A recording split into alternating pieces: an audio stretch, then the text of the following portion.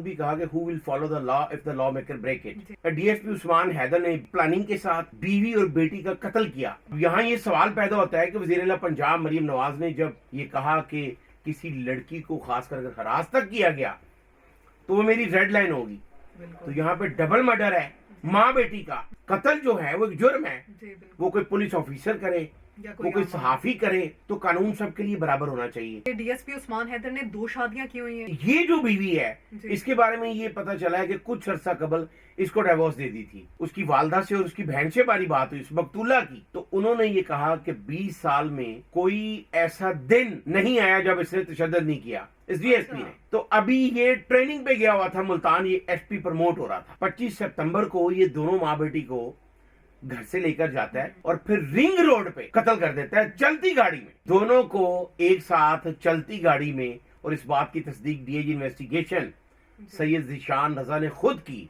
उसको पता था कि मैंने आज कत्ल करना है, तो इसलिए उसने अपना सरकारी पिस्तौल इस्तेमाल नहीं किया। इसने उसी सरकारी गाड़ी में कत्ल करने के बाद जब डबल मर्डर किया तो बेटी की लाश उसी इलाके में फेंकी, नाले में फेंकी जहां ये खुद डीएसपी तैनात था, और उसी गाड़ी में बीवी की लाश लेकर गया फिरोजवाला में। अच्छा। और वहां काला शाह काकू के करीब लाश उसकी फेंक दी। 15 पर कॉल चलती है कि एक नामरूम लड़की की लाश बरामद हुई है। एक एएसआई मौका पर गया उस बच्ची की लाश उठाने के लिए, तो उसने कहा कि सर आपकी बेटी भी तो अगवा हुई है, मुझे शुभ है कि हमारे बहनोई ने कत्ल कर दिया, चूंकि इसने पहले भी कई बार तशद्दुद का निशाना बनाया था। कि 15 पे 7 कॉल्स की जाती हैं। पे जो एक आईओ था, फयाज नाम है उसका, वो उसी एप्लीकेशन की तस्वीर उतारता है और अपने मोबाइल से अफसरान को भेजता रहता है कि जी इसमें डीएसपी का नाम दे रहे हैं कि उस पर शक है। उसके बाद उसने आईजी पंजाब डॉक्टर उस्मान अनवर की खुली कचहरी में एप्लीकेशन दी जी। फिर वो डीआईजी के दफ्तर गई। हाँ जी। उसके बावजूद उनका पर्चा दर्ज नहीं हुआ। अब इसने ऐसी जगह पे फेंकी, इसको पता था कि लाश जो है वो गल सड़ जाएगी, शनाख्त नहीं होगी। तो यहाँ पे अगर मोटरसाइकिल हल्का सा जेब्रा क्रॉसिंग क्रॉस करे ना तो उसके घर चलान चला जाता है। 2 लाशें रिंग रोड से लेकर काना लिए जाता है और फिर फिरोजवाला दूसरे शहर में गाड़ी से खून भी बहा होगा। किसी कैमरे ने उसको डिटेक्ट नहीं किया कि criminals always try to escape themselves but he has to face the consequences of his crime after all. कि कानून मकड़ी का वो जाला है जिसमें हशरात जो है वो फंस जाते हैं और बड़े जानवर इसको फाड़ के निकल जाते हैं। आज अगर कोई और होता, किसी ने दोहरा कत्ल किया होता, तो किंजा उसके साथी रात 12 बजे छुड़ाने आ जाते और वो इस वक्त कब्र में होता। अस्सलाम वालेकुम। एक डिजिटल पॉडकास्ट में मैं हूं आपके साथ किंजा बशीर, और इस वक्त मेरे साथ स्टूडियो में मौजूद हैं incharge crime cell 1 news Shiraz Nisar साहब। नाज़रीन, आज हम एक ऐसे वाक़े पर बात करने जा रहे हैं, एक ऐसे बाप की कहानी सुनाने जा रहे हैं जिसने खुद अपने ही घर के औलाद का सर काट दिया, अपने ही औलाद का कत्ल कर दिया। वो ना तो सिर्फ एक बाप था, ना तो सिर्फ एक शौहर था, उसके साथ साथ एक डीएसपी भी है। हम बात कर रहे हैं डीएसपी उस्मान की। जब कानून के रखवाले ही कानून के मुजरिम बन जाते हैं, खून अपने हाथों में लगा लेते हैं, तो इस मुआशरे का क्या हाल होता है। आज इसी पर हम बात करेंगे। इस केस की कहानी क्या है, क्यों डीएसपी उस्मान ने अपनी ही बेटी और अपनी ही बीवी का कत्ल किया, ये कहानी आज हम जानेंगे शिराज साहब से। सर बहुत शुक्रिया आपका। थैंक यू केंद्रा। सर क्या मामला था पीछे का, बैकग्राउंड क्या थी इस सारे केस की, क्यों डीएसपी उस्मान ने अपनी ही बीवी और अपनी ही बेटी का कत्ल किया? केंद्रा बहुत शुक्रिया। वो जिस तरह आपने खुद भी कहा कि who will follow the law if the lawmaker break it, तो ये उस्मान हैदर ने पूरी प्लानिंग के साथ सफाकाना तरीके से बीवी और बेटी का कत्ल किया। और इससे भी ज्यादा खौफनाक बात यह है कि कई पुलिस अफसरान, कई एहलकार इस दोहरे कत्ल में उसकी आनत जुर्म में शामिल रहे हैं। अब यहां ये सवाल पैदा होता है कि वज़ीर-ए-आला पंजाब मरियम नवाज ने जब हल्फ लिया पहले दिन, तो उन्होंने ये कहा कि किसी लड़की को खासकर अगर हरास तक किया गया तो वो मेरी रेड लाइन होगी। तो यहाँ पे डबल मर्डर है, माँ बेटी का। तो अभी तक जिस वक्त हम बात कर रहे हैं, आज भी उस मकतूला की बहन इंसाफ के लिए अभी चंद घंटे बाद प्रेस कॉन्फ्रेंस करने वाली है। और यहाँ पर क्यों ऐसा हुआ हम नाजरीन को तफसील से बताएंगे कि ये डीएसपी उस्मान हैदर ने 20 साल कबल पसंद की शादी की। और ये लड़की बेटी उसकी जो है वो इस जी। वक्त 18 साल की हो चुकी थी। अच्छा। तो ये एक इंतजाबाज पुलिस अफसरान का ये कहना है कि शादी जो है वो पसंद की नहीं थी, कुछ पुलिस अफसरान के दबाव की वजह से। लेकिन मुझे ये लग रहा है जी। कि ये सिर्फ उसको बचाने के लिए पुलिस अफसरान ऐसी बात कर रहे हैं, हाँ। उसको सपोर्ट कर रहे हैं। कत्ल जो है वो एक जुर्म है, जी बिल्कुल। वो कोई पुलिस ऑफिसर करे, या वो कोई आम सहाफी करे, कोई भी करे, तो कानून सबके लिए बराबर होना चाहिए। तो फिर अभी तक डीएसपी को क्यों बचाया जा रहा है, ये हम तफसील से बताएंगे। अच्छा सर, कहा जाता है कि पहले उसकी थोड़ा बैकग्राउंड जान लेते हैं कि डीएसपी उस्मान हैदर ने 2 शादियां की हुई हैं। क्या दूसरी बीवी भी अभी है या उसको तलाक दे दी हुई है? अब बिल्कुल ये जो बीवी है जी। इसके बारे में ये पता चला है कि कुछ अरसा कबल इसको डिवोर्स दे दी थी, हाँ। लेकिन चूंकि उसकी बेटी थी उसके बाद दोबारा उसके साथ रजू भी किया अच्छा। और उसको लाहौर बरकी के इलाके में उसको घर भी लेके दिया जो रेंटेड घर था। अच्छा। और उनका आजकल फिर तनाजा चला था, लेकिन जब उसकी वालदा से और उसकी बहन से बारी बात हुई मकतूला की, जी। तो उन्होंने ये कहा कि 20 साल में कोई ऐसा दिन नहीं आया जब इसने तशद्दुद नहीं किया, इस डीएसपी ने। अब ये डीएसपी जो है वो बहुत ही इंटेलिजेंट था अपने महकमे में। जी। बहुत सी इसने ऐसे ऐसे जो बड़े शहर हैं पंजाब की, वहां पे एसएचओशिप काटी, अहमदपुर, शर्किया, नारंग, लाहौर, शेखुपुरा, ये वो इलाके थे जहां ये एसएचओ रहा। तो उसके बाद डीएसपी प्रमोट हो गया। फिर अभी जब इसने मर्डर किया, दोहरा कत्ल, जी। तो अभी ये ट्रेनिंग पे गया हुआ था मुल्तान, ये एसपी प्रमोट हो रहा था। अच्छा। तो अब हम ये बताएंगे कि इसने प्लान किया कैसे। इसने 25 सितंबर को जी। ये कत्ल की वारदात की। 25 सितंबर को ये दोनों माँ बेटी को घर से लेकर जाता है और एक होटल में उनको खाना खिलाता है हाँ। और फिर रिंग रोड पे जी। उन दोनों को कत्ल कर देता है चलती गाड़ी में। दोनों को एक साथ कत्ल किया। दोनों को एक साथ चलती गाड़ी में, और ड्राइव खुद कर रहा था। हाँ। और इस बात की तस्दीक डीआईजी इन्वेस्टिगेशन जी। सैयद ज़ीशान रजा ने खुद की कि इसने रिंग रोड पे चलती गाड़ी में। अब यहाँ पे ये सवाल है कि जो पिस्तौल है वो भी बरामद कर लिया गया, लेकिन वो इसका लाइसेंसी नहीं है। हाँ। तो इससे इस बात को तकवीत मिलती है कि ये डीएसपी जो एसपी प्रमोट होने जा रहा था, उसको पता था कि मैंने आज कत्ल करना है, तो इसलिए उसने अपना सरकारी पिस्तौल इस्तेमाल नहीं किया। अच्छा। जो पुलिस को पिस्तौल मिला है जी। वो गैर सरकारी है। और जो जिस गाड़ी में था वो गाड़ी अपनी थी या वो गाड़ी सरकारी है, जिसकी तस्दीक की गई पुलिस अफसरान की तरफ से। अब ये समझने वाला वकूआ है कि कितना बड़ा प्लान किया कि ये डीएसपी इन्वेस्टिगेशन तैनात है काना में, लाहौर काना सर्कल का ये डीएसपी है इन्वेस्टिगेशन। और 25 सितंबर को ये प्लान करता है कि मैंने बीवी और बेटी को कत्ल करना, और इसने किया। खाना खिलाने के बाद रिंग रोड पे चलती गाड़ी में इसने गोलियां मारी। अब यहां फिर सवाल पैदा होता है कि रिंग रोड जैसे इलाके में जहां पे कैमरे लगे हुए हैं, तो कोई पुलिस को शवाहिद नहीं मिले, कोई फायरिंग की किसी ने आवाज नहीं सुनी। इस बात की तस्दीक डीआईजी इन्वेस्टिगेशन ने खुद की, सैयद ज़ीशान रजा ने, कि जी रिंग रोड पे उसने कत्ल किया है, और बाकी अभी तफ्तीश होना बाकी भी है। अच्छा, मजीद केस चल रहा है। अच्छा, रिंग रोड पे कत्ल किया और फिर बेटी की लाश को कान्हा में फेंका, एक गंदे नाले में गालिबन फेंका। हाँ बिल्कुल। और बीबी की लाश इसने कहाँ फेंकी? किंजा इसने उसी सरकारी गाड़ी में कत्ल करने के बाद जब डबल मर्डर किया, जी। तो बेटी की लाश उसी इलाके में फेंकी, नाले में फेंकी जहां ये खुद डीएसपी तैनात था, और उसी गाड़ी में बीवी की लाश लेकर गया फिरोजवाला में। अच्छा। और वहां कालाशाह काकू के करीब लाश उसकी फेंक दी।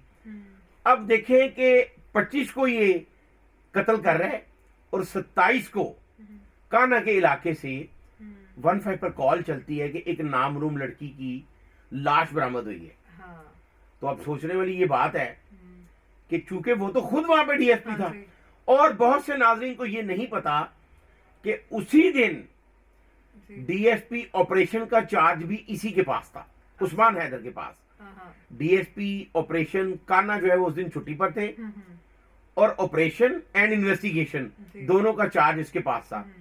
अब बड़ी अहम बात मैं आपको बताने लगा हूं कि जब 15 पे कॉल चलती है तो एक एएसआई मौका पर गया उस बच्ची की लाश उठाने के लिए, तो उसने उसी डीएसपी को, जो उसी दिन ऑपरेशन और इन्वेस्टिगेशन दोनों की सुपरवीजन कर रहा है, तो उसने कहा कि सर आपकी बेटी भी तो अगवा हुई है। हाँ जी, तस्दीक नहीं की।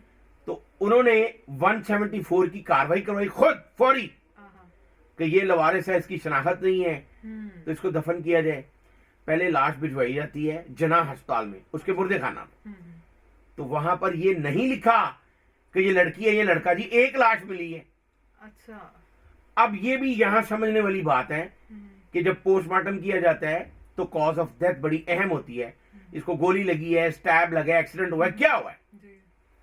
तो जो डीएजी इन्वेस्टिगेशन से ये ज़ीशान रजा ने मीडिया के साथ बात की है, जी। तो उसमें ये बताया गया कि जी अभी हमने सिर्फ ये कहा गया जी कि एक होल था। हाँ जी। जो फायर आर्म होता है उसका बकायदा लिखा जाता है, पता चल जाता है डॉक्टर्स को। तो इसी डीएसपी ने इस हद तक मैनेज किया कि पोस्टमार्टम में भी नहीं सही तरह से आया। पता नहीं पोस्टमार्टम अब वो करवाते हैं, जिस तरह डीएजी ने ये कहा कि हमें अगर जरूरत पड़ी तो हम दोबारा कब्र कुशाई भी कराएंगे। अच्छा। देखिए उसने इतना मैनेज किया, इतना प्लान किया कि दूसरी लाश जो है वो उसने फेंकी वहां, यहाँ वो 174 की उसने कार्रवाई करवा ली। अब ये सोचने वाली बात है कि जब उस मकतूला की लवाकीन को, उच्च शरीफ, उनको पता चलता है जी। तो ये खुद जाता है, उस्मान हैदर उनके घर जाता है। अच्छा। वकुआ से 15 दिन बाद उनके घर जाकर उनको बताता है कि जी आपकी बेटी और आपकी नवासी जो है वो 27 तारीख से जो है वो गायब है। हाँ। तो आपने तो नहीं छुपाया हुआ उनको, अच्छा। आपने उनको गायब तो नहीं कर दिया। तो वो परेशान हो गए। उसके बाद उसकी जो बहन है तहमीना जी। मकतूला की, वो लाहौर आ जाती है अपने खावंद के साथ। जब वो लाहौर आती है तो वो 15 पे कॉल करती है। अब यहां भी सुनने वाली बात है जी। कि 15 पे 7 कॉल्स की जाती हैं, तो उनको रिप्लाई किया जाता है कि आप सबसे पहले जाएं थाना और थाना बरकी जाके एप्लीकेशन दें। अगर आपको किसी पे शुभ है जी। उसका नाम लें, अच्छा। तो फिर उसके बाद आप हमें बताएं कि कार्रवाई हुई कि नहीं। तो मकतूला की बहन 6 घंटे वो थाना जाके बैठी रहती है, तो उसको ट्रीट नहीं किया जाता। वहां पे जो एक आईओ था, फयाज नाम है उसका, वो उसी एप्लीकेशन की तस्वीर उतारता है और अपने मोबाइल से अफसरान को भेजता रहता है कि जी इसमें डीएसपी का नाम दे रहे हैं कि उस पर शक है, तो क्या करना है। तो वहां कुछ नहीं किया जाता। डबल मर्डर है जी। ये। वजीर पंजाब ने इनिशिएटिव लिया था कि हिरास नहीं किया जाएगा, हाँ जी। लेकिन दोहरे कत्ल की एफआईआर दर्ज नहीं की जा रही। और उस लड़की को ना सिर्फ धमकाया गया बल्कि उसके खामिंद को बंद कर दिया गया कमरे में। अच्छा। मकतूला की बहन के खामिंद को, उसके बहनवई को हाँ। कमरे में बंद किया गया। उसके बाद उसने आईजी पंजाब डॉक्टर उस्मान अनवर की खुली कचहरी में एप्लीकेशन दी। जी। फिर वो डीआईजी के दफ्तर गई, हाँ जी। उसके बावजूद उनका पर्चा दर्ज नहीं हुआ। हाँ। और जब डीएसपी को ये पता चला कि ये मेरी जो सिस्टर इन लॉ है, मेरी साली जो है वो दरखास्तबाजी करना शुरू हो गई है, उसको मुझ पे कुछ शक हो गया है, तो उसने लाहौर पुलिस को उच्च शरीफ भी भिजवाया उनके घर। अच्छा। अपने ससुराल भिजवाया और वहां पर जाकर उसकी बहन ने ये तस्दीक की है जी। जी। कि पुलिस अफसरान ये कहते रहे कि दरखास्त वापस ले लें। तो मेरा ये सवाल है आईजी पंजाब डॉक्टर उस्मान अनवर से और वजीर आला पंजाब से जी। और जो विमेन प्रोटेक्शन सेल बनाया गया है उनसे कि क्या ये आनत जुर्म नहीं है कि अगर दोहरा कत्ल है और उसमें एप्लीकेशन देने वाली जो है मकतूला की बहन, उसको ये कहा जा रहा है कि एप्लीकेशन वापस ले लें, पर्चा दर्ज नहीं किया जा रहा। 3 बार पुलिस उनके घर गई हाँ जी। कि और धमकाया। थ्रेट किया गया, बकायदा थ्रेट किया। लेकिन जब वो बहन जो है वो बाज ना आई तो उसके बाद क्या किया, 20 अक्टूबर को उस्मान हैदर साहब जाके बरकी थाना में एक अगवा का मुकदमा दर्ज करवा देते हैं। और यहां फिर बड़ी समझने वाली बात है कि उसमें लिखा जाता है कि मेरी बीवी और बेटी 27 सितंबर को घर से लापता है, जी। 25 को कत्ल कर रहे हैं। हाँ जी। और और 27 आगे के फिर लिए डी ट्रैक करने के लिए 2 वो दिन कह रहा बाद जी की डेट दे रहे हैं। 27 को मेरी बीवी और बेटी जो है वो घर में नहीं थी, मैं जब घर आया तो ताला लगा हुआ था। ये एफआईआर की लैंग्वेज में आपको बता रहा हूँ, जो अच्छा। जिसमें मुद्दई जी। डीएसपी है। अच्छा। अब जो बहन शक कर रही है और 20 दिन से आला पुलिस अफसरान के दफ्तरों में चक्कर लगा रही है कि मेरी बहन और मेरी भांजी को मुझे शुभ है कि हमारे बहनोई ने कत्ल कर दिया, चूंकि इसने पहले भी कई बार तशद्दुद का निशाना बनाया था। और पुलिस अफसरान सब जानते हैं कि ये बहुत ज्यादा शराब भी पीता था और मुबैना तौर पर इतना ड्रिंकर था कि अक्सर ये ड्रंक होता था। तनाज़े का असल वजह क्या थी सर? तनाज़े का असल वजह क्या हाँ, थी? एक तो उसका नशा, दूसरा बीवी को वो तलाक दे चुका था, फिर उसके बाद रजू किया, बेटी साथ थी, पहले बेटी बाप का। अब जो उसने बयान दिया है, जो उसने अपना बयान दिया पुलिस अफसरान को, वो फिर डिट्रैक कर रहा है कि जी मुझे ये धमकाती थी कि अगर तुमने प्लॉट जो है तुम्हारे पास जो है वो मेरे नाम ना किया तो मैं तुम्हारी बेटी को भी डिट्रैक कर दूंगी। तो वो इस वजह से मैंने आके तो उसको मर्डर किया। लेकिन ये ऐसी बात नहीं है, जो 20 साल से तशद्दुद का निशाना बनने के बावजूद इसके साथ है। उसकी वालदा और बहन ने कहा है, उसकी वालदा ने सबके सामने कहा है कि मैंने इसको कहा था अपनी बेटी को कि इससे पीछा छुड़ा लो, डिवोर्स ले लो। लेकिन उसने ये कहा कि मैंने अपनी बेटी की खातिर मैं इसके साथ हूँ। तो फिर बेटी को ही कत्ल कर दिया। तो बेटी को तो कत्ल बाप ने किया, माँ ने तो नहीं किया। जी बाप की बात कर बाप ने। तो बाप ने एक तो प्लाट वाला तनाजा आ गया, फिर उसने दूसरी शादी अपनी फैमिली में भी की हुई थी। अच्छा। उसकी फैमिली की तरफ से भी बहुत प्रेशर था और इस औरत पर इल्जाम लगाए जाते थे जो पहली थी कि ये अच्छी नहीं है, तुम्हारी बेटी खराब कर देगी। और जब प्लॉट की बात आई, देखिए Kinza, it's a matter of common sense. अगर एक औरत 20 साल से इसके साथ है, उसकी बच्ची जवान हो गई है, तो अगर वो उसको कह रही है कि इसकी शादी मैंने करनी है, ये प्लॉट इसके नाम लगवा दो, तो वो ठीक कह रही है, वो गलत बात तो नहीं कर रही। तो उन दोनों को कत्ल कर दिया गया। और कत्ल से बड़ा जुर्म ये किया कि उसके बाद उनको ही धमकाना शुरू कर दिया, डिट्रैक किया पुलिस अफसरान को। और कई पुलिस अफसर, अगर ये पाकिस्तान के अलावा कोई और कंट्री होती तो शायद इस वक्त 12 से 14 पुलिस एहलकार और कई अफसर गिरफ्तार हो चुके होते, जिनको ये पता चल चुका था कि इसने कत्ल किया है। अब जब लाशें, अब देखें 174 की कार्रवाई ये होती है ज़ाब्ता फौजदारी के तहत कि ये एक हादसाती मौत है जिसकी शनाख्त नहीं हो सकी, इसको हम अमानतन दफन कर रहे हैं।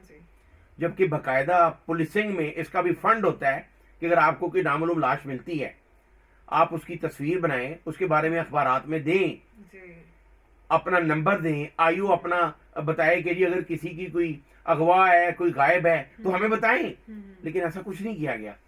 और फौरी तौर पर 174 की कार्रवाई दोनों जगह पे हुई, फिरोज वाला में भी, और उसकी बीवी की जो लाश है वो नोची हुई है वहां पे। कुछ जानवर, कुछ लोग कहते हैं जी कुत्ते जो हैं वो, उन्होंने उसकी टांग जो है वो नोची है। बीवी की लाश कितने दिन बाद मिली? बेटी की तो 2 दिन बाद। बेटी की लाश 2 दिन बाद मिल गई और बीवी की लाश जो है वो 8 दिन बाद मिली फिरोज वाला से। अच्छा।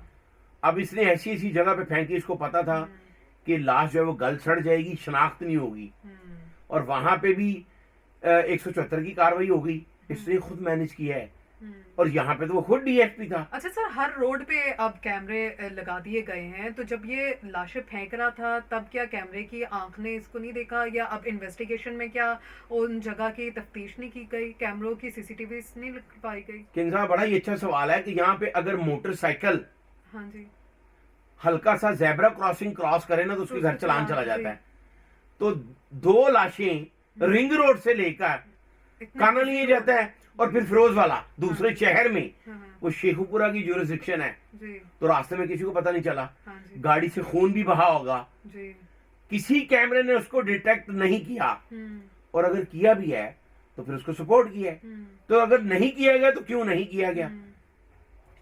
तो अब ये है कि जिस तरह एक एसपी इन्वेस्टिगेशन जो अब तब्दील हो गई है, बुशरा निसार, वो एसपी कैंट इन्वेस्टिगेशन थी, तो उनको भी चाहिए था। देखिए ये कॉमन सेंस की बात है कि अगर आज कोई बंदा अगवा होता है तो सबसे पहले उसकी सीडीआर निकलवाई जाती है। उनके मोबाइल नंबर अगर बंद भी हैं तो फौरी पता चल जाता है सीडीआर से, उनके रिलेटिव से कि लास्ट कॉल्स किसके साथ हुई हैं।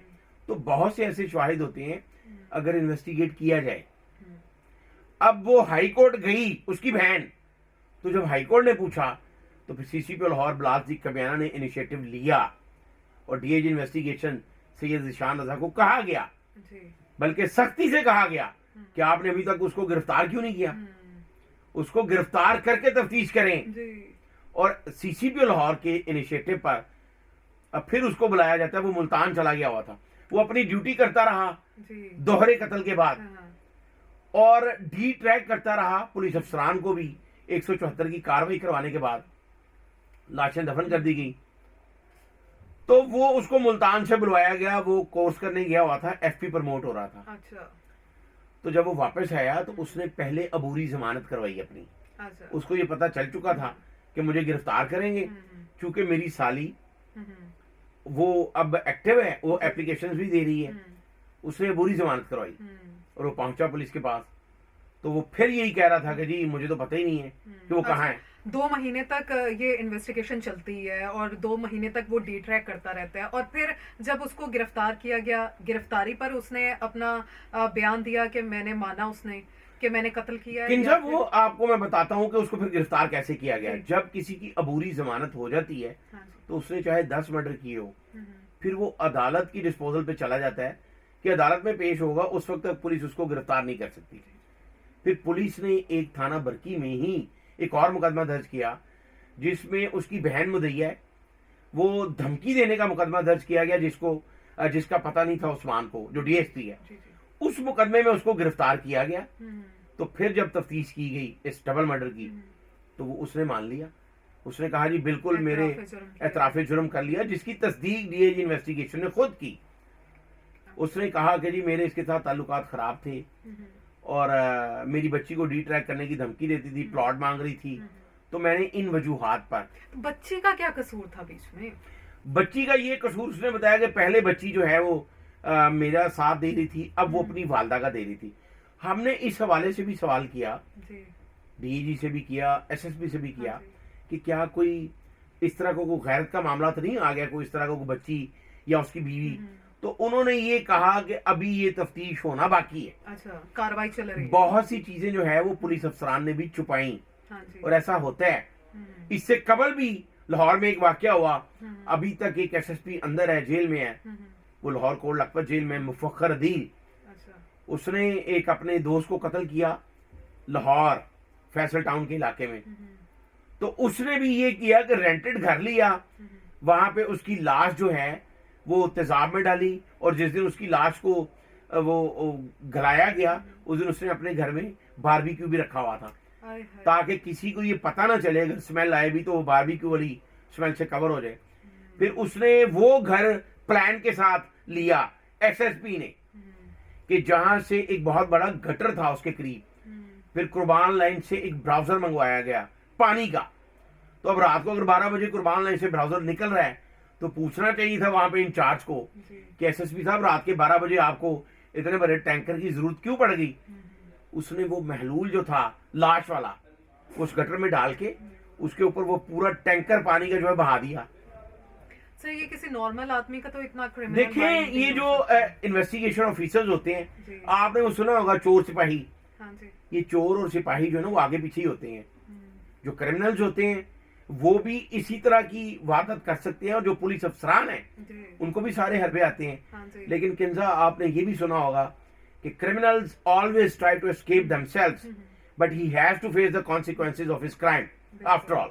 जी, तो वो जुर्म जो है वो अपने निशान छोड़ता है, जितना मर्जी मुलजम चालाक हो, लेकिन निशान छोड़ने का फायदा जो है वो तब होता है जब उस पर प्रॉपर इन्वेस्टिगेशन की जाए जी। और उसको कैफरे किरदार तक पहुंचाया जाए। अच्छा सर, अब कार्रवाई कहाँ तक पहुंची है इस केस की, और हुकूमत ने क्या इनिशिएटिव लिया इस केस में? देखिए हुकूमत की तरफ से अगर कोई भी इस तरह का दोहरा कत्ल होता है तो मुतलका एसपी, फिर DSP, DIG, CCPO, IG Punjab और वजीर आला पंजाब, उनके जो पीआरओज हैं जी, वो फौरी तौर पर मीडिया को एक प्रेस रिलीज भिजवा देते हैं, ये नोटिस ले लिया गया। हाँ जी, तो नोटिस जो है वो पाकिस्तान के पहले वजीर आजम लियाकत अली खान के कत्ल पर भी लिया गया था। जी, तो आज तक नोटिस लिए जा रहे हैं, लेकिन लियाकत अली खान का भी जो असल कातिल है उसका पता नहीं चला। जी, जो शहीद अकबर को मार दिया गया था मौका पर, वो और था, प्लान और था। तो ये नोटिस, ब्रांड नोटिस जो है इनसे फायदा नहीं होता इनको। आज अगर मकतूला की बहन आज भी ये मुतालबा कर रही है कि जी सीसीडी के सुपुर्द कर दिया जाए, हाँ जी, तो देखें ये पंजाब पुलिस पे एक सवालिया निशान भी है कि 2.5 लाख से ज्यादा फोर्स है और दोहरे कत्ल में डीएसपी को कई जगह पे बचाया गया है जी और नेग्लिजेंसी है, कई पुलिस अफसरान इसकी शामिल है इसमें उसको बचाने के लिए।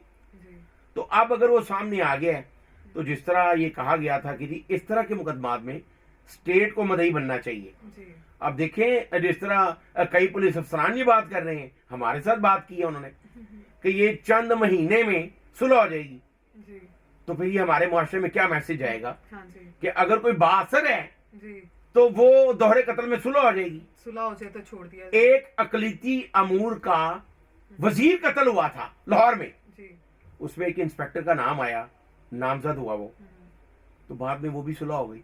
कई ऐसे पुलिस अफसरान के खिलाफ कत्ल के मुकदमा दर्ज हुए जिन्होंने जैली मुकाबले किए, साबित हुए, बाद में सुलह हो गई। आज जो आईजी इस्लामाबाद है अली नासिर रिजवी, जी जी ये जब डीपीओ कसूर थे तो मुदस्सर नाम का एक नौजवान गलती पे मार दिया। हाँ जी एक क्रिमिनल मुदस्सर को ढूंढ रहे थे और उसकी जगह पर एक और मुदस्सर मार दिया जो बेगुनाह था। तो फिर अली नासिर रिजवी जो आज आईजी हैं उन पे भी मुकदमा दर्ज हुआ, लेकिन बाद में फिर सुलह हो गई। तो पुलिस अफसरान के खिलाफ जो इस तरह के कत्ल के मुकदमा दर्ज होते हैं जी जी उनमें बड़ी जल्दी सुलह होती है। अच्छा सर, जैसे अभी आप कह रहे हैं कि सुलह हो जाती है, जैसे आप हम इसी केस की बात करें कि उन्होंने 2 कत्ल किए, दोहरे कत्ल का ये मामला है, उसके बाद उनकी साली ने उस पर केस भी किया और फिर अब सुलह हो जाती है, तो क्या सजा कम हो जाएगी या फिर सजा होगी? फिर क्या कार्रवाई चलेगी डीएसपी? किंजा जब सुलह हो जाएगी तो केस खत्म हो जाएगा, तो फिर सारे चार्जेस जो लगे होते वो भी खत्म, वो सब कुछ खत्म, केस ही खत्म, वो बरी हो जाएगा, वो कहेंगे जी हमने माफ कर दिया। अब होता क्या है कि अगर इस तरह के मुकदमात में जी स्टेट मुद्दई बने, हाँ जी जैसा कि कहा जाता है लेकिन किया नहीं जाता, जी बहुत से वजीर ने कहा, हाँ जी वजीर आजम ने भी कहा, इमरान खान ने भी कहा था, जब मोटरवे पे एक वाकया हुआ, एक फॉरेनर्स के साथ ज्यादती की गई उसके बच्चों के सामने, जी जी तो फिर इमरान खान साहब वजीर आजम थे, तो उन्होंने कहा जी कि अब ऐसा नहीं होगा कि जिस थाने की ज्यूरिसडिक्शन है उसी पे नहीं, जिसको पता चले 15 की कॉल पे वो मौका पर पहुंचेगा। जी। आज तक ऐसा नहीं होता, हाँ जी एक दूसरे पे डालते हैं ताड़ी हदूद है, साड़ी नहीं बनती, लाशें सड़कों पे पड़ी रहती हैं। तो ये कहा जाता है कि जी इस तरह के मुकदमात में स्टेट मुद्दई बनेगी, लेकिन कहाँ है स्टेट? स्टेट को चाहिए कि मुद्दई बने और इस डीएसपी को जो मान रहा है शवाहिद, उसने मिटाने की बहुत कोशिश की, लेकिन ऐसे शवाहिद मौजूद हैं। उस गाड़ी का फोरेंसिक कराया गया है, हाँ जी, खून के उसकी धब्बे मिले। फ्रंट जो सीट है वहां से मैच हुए हैं, उसकी बीवी के सैंपल मिल गया है और पीछे वाली सीट पे उसकी बेटी का सैंपल मिला है। देखिए यहाँ पे बदनसीबी क्या है, अब इंटरनेशनल क्रिमिनोलॉजी आप पढ़े तो उसमें वो सर्कमस्टेंशियल एविडेंस पे भी सजा करवा देते हैं, वो बहुत से शवाहिद इकट्ठे करते हैं, वो तफ्तीश को उस नहज पे लेकर जाते हैं कि मुल्जिम बच नहीं सकता। तो हमारे यहाँ पे बहुत सी पता है पुलिस अफसरान को और क्रिमिनल्स को कि हमने कैसे बचना है। जी वो किसी भी कत्ल का, किसी भी बड़ी वारदात का पहले प्लान करते हैं, उसका वर्कआउट करते हैं कि यहाँ से हमने कत्ल करना है और हमने यहाँ से घूम के फिर यहाँ पे वापस जब आना है तो रास्ते में कौन कौन सी परेशानी हो सकती है, तो उस परेशानी का पहले हल निकाल लेते हैं, जिस तरह डीएसपी साहब ने भी किया। हाँ जी उस्मान हैदर जो है उसने कई जगह पे प्लान किया और कई पुलिस अफसरान उसके साथ शामिल हैं। जी अगर आज ये बरतानिया होता हाँ जी तो मेरा ख्याल है 15 से 20 पुलिस अफसरान भी गिरफ्तार होते बिल्कुल जो उसकी मामलत करते रहे। देखिए दूसरी जंग अजीम में जब विंस्टन चर्चिल से किसी ने पूछा था कि बरतानिया तो तबाह हो गया है, तो अब क्या होगा बरतानिया का, तो उसने बड़ी खूबसूरत बात की। उसने कहा कि अगर कानून और इंसाफ सबके लिए बराबर रहा बरतानिया में तो बरतानिया पहले से ज्यादा तरक्की करेगा। तो आज बरतानिया आपके सामने है। हाँ जी तो पाकिस्तान में ये कहा तो जाता है कि कानून और इंसाफ सबके लिए बराबर है, लेकिन ऐसा नहीं है। वो सुकरात ने कहा था, वो शायद पाकिस्तान के लिए कहा था जी कि कानून मकड़ी का वो जाला है जिसमें हशरात जो है वो फंस जाते हैं जी और बड़े जानवर इसको फाड़ के निकल जाते हैं। हाँ जी तो यहाँ भी ये प्रैक्टिस हो रही है जी। कि जो बासर अफराद हैं उनके लिए कानून कोई नहीं है, और जो हशरात की मानंद हैं जिनका कोई असर नहीं है, जो कोई वेल सेटल नहीं है, वो फंसते हैं। बिल्कुल मोटरसाइकिल के चलान हो रहे हैं, रोज प्रेस आ जाते हैं जी 1 लाख चलान कर दिया है, जो मोटरसाइकिल वाला उसको 2000 रुपए का चलान किया जा रहा है, और जो कत्ल कर रहा है डीएसपी तो उसके जुर्म में शामिल हो रहे हैं, पुलिस अफसरान भी शामिल हैं। और अब state जो investigation करते देखिए, अब एसएचओ काना को भी तब्दील कर दिया गया, हैं। जी। अब इंचार्ज इन्वेस्टिगेशन और आईओ बर्की उनको भी तब्दील कर दिया गया। अच्छा। तो क्या उसके खिलाफ मुकदमा क्यों नहीं दर्ज किया गया, जिसने उसकी बहन को, मकतूला की बहन और उसके खावन को ना सिर्फ हरास किया, धमकाया। एक मुकदमा जो डीएसपी करवा रहा है 25 दिन बाद अगवा का, उसमें पुलिस उच्च शरीफ तक जा रही है और उनको थ्रेट कर रही है, उस फैमिली को। तो फिर ये कौन सा कानून, किस कानून की बात कर रहे हैं? आज अगर कोई और होता, किसी ने दोहरा कत्ल किया होता, जी। तो किंजा उसके साथी रात 12 बजे छुड़ाने आ जाते और वैसे कब्र में होता। जी। पिछले दिनों में 12 पुलिस अफसरान थे सीसीबी के, जो अगवा बराए तवान की वारदातों में भी उनको तफ्तीश किया गया, लेकिन उनके साथी सपोर्ट करने आए हैं, छुड़ाने नहीं आए। जी। इस डीएसपी को भी साथी सपोर्ट कर रहे हैं। अब उसी की बहन ने आज मुतालबा किया है कि हमारा केस जो है वो सीसीडी के सपोर्ट कर दिया जाए, जी। ताकि हमें इंसाफ मिल सके। हाँ जी। तो इस पे वो वजीर-ए-आला को भी बार बार अपील कर रही है कि वजीर-ए-आला पंजाब नोटिस लें। देखें, पूरी दुनिया में जो क्राइम को कंट्रोल करने का तरीका है वो जैली पुलिस मुकाबले नहीं है, जी। वो तफ्तीश के जरिए मुल्जमान को कैफरे किरदार तक पहुंचाना है। हम्म। तो जब मुल्जम को ये पता होगा, जिन मुल्कों में ये मुल्जमान को पता है कि यहाँ पे हमें सजा होगी, तो वहां पे क्राइम रेशो बहुत नीचे है। बिल्कुल सर, अगर इस तरह के केसेस में सुलह होती रहेगी और स्टेट भी मुद्दई नहीं बनेगी, तो ये मुआशरे पर इंसाफ के हवाले से एक बहुत बड़ा सवालिया निशान है। इस केस में मजीद क्या पेशरफ्त होगी, ये तो अभी आने वाले वक्त में ही पता चलेगा। इसके साथ ही आज के पॉडकास्ट से फिल वक्त इतना ही। मुझे दीजिए इजाजत। अल्लाह हाफ़िज़।